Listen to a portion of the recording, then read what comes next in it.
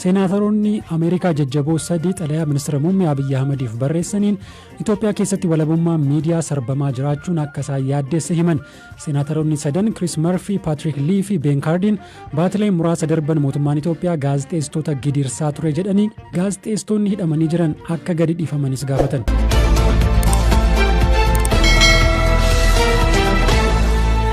Imbasiin Ameerikaa Finfinnee jiru lammiileen Ameerikaa paarkiiwwan magaalaa Finfinnee keessa jiran osoo daawwachaa jiranii saamichaa fi doorsisi irra ga'eera jechuun himate. Iddoowwan bashannanaa kanneen akka gaarreen Inxooxxoo fi Eekkaa akkasumas Gullalleetti lammiileen Ameerikaa namoota meeshaa qara qaban dhagaa fi meeshaa waraanaa qabataniin doorsifamuun saamamuu isaanii imbaasichi hime. Kanarraa ka'uun lammiileen Ameerikaa kamiyyuu gareenis ta'e dhuunfaan gara paarkiiwwan kunneenitti akka hin imalle yoo imalanis ammoo of eeggannoo cimaa gochuu akka qaban akeekkachiiseera. Dhimma kanarratti ka dubbisnee hoogganaan sabquunnamtii Komishinii Poolisii magaalaa Finfinnee komiin akkanaa akka jiru himanii garuu haga jedhame miti jedhu. Dhimmi kun wayita odeeffamu akkuma nama kamiyyuu dhaga'een jira. Garuu ijaan hin argine. Garuu haala amma jiruun Finfinneen nageenya akka qabduudha kanan beeku. Akka jedhamu kana saamichi meeshaa waraanaan deeggarame bakka bashannanaa miti magaalaa keessayyuu hin jiru. Akkan odeeffannoo dhaga'eetti namoonni lama haadha manaa fi abbaa manaa akka ta'an akka lakkoofsa Itoophiyaa gaafa guyyaa 18 ji'a 4 bara 2013 naannoo Gullallee iddoo paarkii Mallasitti saamichi nurra ga'eera jedhanii turan. Namoonni kunneen lammiilee alaa ta'uu malee lammiilee Ameerikaa ta'uu hin beeku. Wayita san namoonni kunneen waajjira poolisiitti argamanii waan isaan mudate irratti jecha isaanii akka kennan gaafatamanis dhufuu didan. Eeruu nuti kennin irratti hundaa'uun sakattaa mirkaneessaa jedhanii qofa himanii deeman. Moobaayiliin akka irraa fudhatame poolisii naannoo sanaa tokko qofatti himanii deeman. Kanarraa kan ka'e dhimma kanarratti hordoffiin godhamuu hin dandeenye. Isaanis kanumarraa ka'uun Finfinnee keessa daawwachuuf rakkoo nageenyaatu jira jedhanii odeessuu itti fufan. Kun sirrii miti. Maqaa gaarii magaalattii eeguuf odeeffannoo sirrii ragaa qabatamaa irratti hundaa'e dabarsuutu irra ture. Gama kootiin kun sirrii mitiin jedha. Akkuma bakka kamiyyuu magaalaa Finfinnee keessattis hanna xixiqqoo bakkaa bakkatti mul'atan irraa kan hafe akka jedhamu kana hannii fi saamichi meeshaa waraanaan deeggarame hin jiru. Inumaa yakka magaalattii keessatti waggoota darban raawwatamaa turaniin wal bira qabame yoo ilaalamu yeroo ammaa magaalattiin nageenya fooyya'aa kan qabdudha.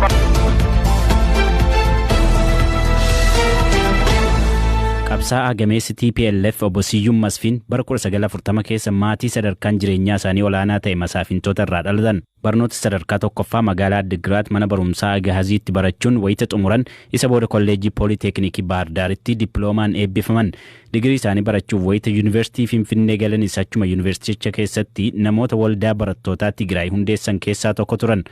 Hundeeffama paartii saba Tigraayiif ka'umsa ka ta'e gamtaa barattootaa kana obbo Siyyuumis kufaatii Haayile Sillaasee booda dargaggoota paartii kana jalatti ijaaramuun gammoojjii seenanii qabsoo eegalan keessaa tokko turan. Obbo Siyyuumiif maqaan maatiin moggaasan Ambaayee yoo ta'u erga qabsoof gammoojjiitti ba'anii maqaa jijjiirrachuun amala miseensota paartii TPLF waan ta'eef isaaniifis maqaan qabsoo Siyyuum jedhu mogga'eef bara 1970 keessa namoota dhaabicha geggeessuuf filataman keessaa tokko ka turan obbo Siyyuum lola dargii waliin geggeeffame irratti mataan isaanii dhaamuun yaaliif gara Eertiraatti ergamanii akka turan kitaaba Tsinaat jedhamu ka seenaa isaanii himu irratti barreeffameera. Obbo Siyyuum maraatuu fakkaachuun opereeshinii geggeessaa akka turanis kitaabi kun ni ibsa. Obbo Siyyuum bara 1969 itti gaafatamaa dhimma alaa TPLF ta'uun Sudaanitti ergamanii waggoota 15f tajaajilaniiru. Bara 1991ttis marii dargii waliin Londanitti taasifame irratti ministeera muummee duraanii Mallas Zeenaawii waliin erga hirmaataniin booda gara Kaartum deebi'an. Erga sirni dargii kufeen booda waggoota 20f ministeera dhimma alaa ta'uun tajaajilaniiru. Obbo Siyyuum bara 1993tti wayita aanga'oota TPLF jidduutti qoodiinsi uumametti garee Mallas Zeenaawii waliin warra hiriiran keessaa tokko turan. Kanaan alattis abbootiin qabeenyaa Eeshiyaa Itoophiyaa keessatti investimentii akka babal'isaniif yaalii olaanaa taasisuun galateeffamu. Isaan boodas obbo Siyyuum waggoota 6f biyya Chaayinaatti ambaasaadara Itoophiyaa ta'uun tajaajilaniiru.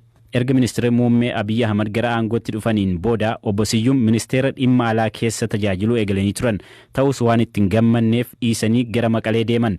Tibbool dhabdee ministeera muummee Abiyyiif TPLF jidduutti cimaa dhufetti kanneen miidiyaadhaan bulchiinsa Abiyyi qeeqan keessaa tokko turan. Lola naannoo Tigraayitti geggeeffameen booda obbo Siyyuum dabalatee aanga'oonni TPLF hedduun akka harka kennatan gaafatamanis didaniiru. Kanneen harka kennachuu didduun ejjennoo isaaniitti cichanii sababa kanaanis lubbuun isaanii dabarte keessaa obbo Siyyuum Masfiin tokko. Tarkaanfii qondaaltota TPLF irratti fudhatamaa jiru ilaalchisee haga yoonaa ibsa kan kennu raayyaa ittisa biyyaati malee TPLF irraa wanti jedhame hin jiru.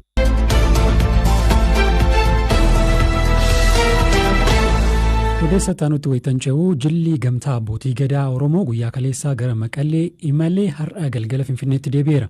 Abbaa gadaa Gujii Jiloomaandhoo, abbaa gadaa Booranaa, Kuraa Jaarsoo dabalatee abbootiin gadaa biroo fi haadholiin siinqee garas imalan namoota lola naannicha keessa ture miidhamaniif gumaata geessu miseensa jila kanaa akka ta'an barreessaan gamtaa abbootii gadaa Oromoo fi abbaan gadaa Tuulamaa Goobana Hoolaa BBC'tti himaniiru. Abbootiin gadaa kunneen bulchiinsa yeroo Tigraay waliin mari'achuullee dubbatu. Habtaamuu Xibabuu abbaa gadaa Goobana Hoolaa bilbilaan dubbisee ture. Naannoo Tigraay irratti waraanni waldhabbiin eega uumame oolee bulee jira. Naannoo sanillee laaluu waan barbaanneef garas imallee jirraa. Namni immoo naannoo miidhame laaluu deemu waa harkatti qabatee deema.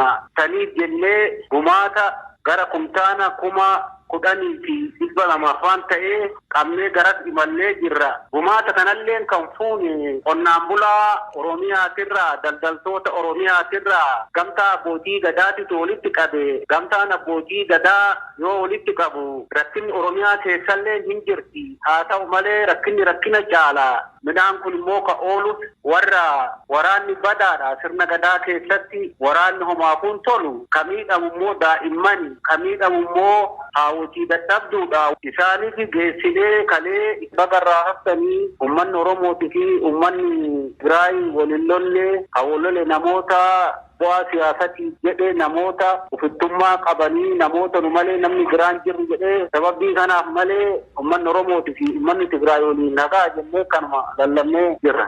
Dr. Muluu Naggaa wajjin mari'achuu keessan wal arguu keessan dhageenyee jirra. Mee maal mari'attan? Mariin nu goone kaleessa biyyi Itoophiyaatu birmadummaa isii kabachiistee hanga har'aa eeggee jirti. Jarri sun immoo bu'aa siyaasatii jettee uummata kana walitti buusaa jirti. Darbitee naannolee walitti buusaa jirti. Wanti kun ija dura wanti gochi isaan raawwatan kun oduu badii biraati irratti badii hidha'iin uummanni Tigraay kun karaa hojii isaa dhuunfatiitti deebi'ee gara jireenya idileetitti deebi'ee kallattii bulchiifni yeroo kun kennuun ija dura filannoo jira sanillee akka deemsisu kanneen nageenya Tigraayitti waliin mari'an. Mee keessattuu abbaa gadaa magaala Maqalee keessatti maal taajabdan maal fakkaata haalli magaala Maqalee keessa jiru?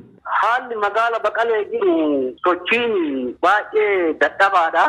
Namni dunkana isaa banatee waarratee sochiirra jiru kacufatee taa'u jira. Darbee iddoo bunatti dhaabanitti qeerroon kun walga'ee tataa'ee jira. Guutummaan guutitti sochiin hagas mara hin quubsu. Turtii keessan naannoo Tigraayin eenyu fa'aa wajjin wal agartu maal karoorfattan? Kanaan booda biyyi kun abbootii amantaa kiristaana qaba, abbootii amantaa musliima qaba. Darbee immoo namoota beekamotu jira.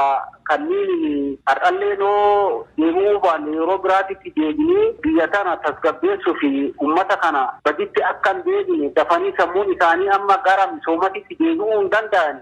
Darbee wanni tokkollee hin jira hin qulqulloofne. Saniin booda deebinee wanna biyyi kun kallattii biyyi kun qabatee jiru isaan wajjin marii godhuun.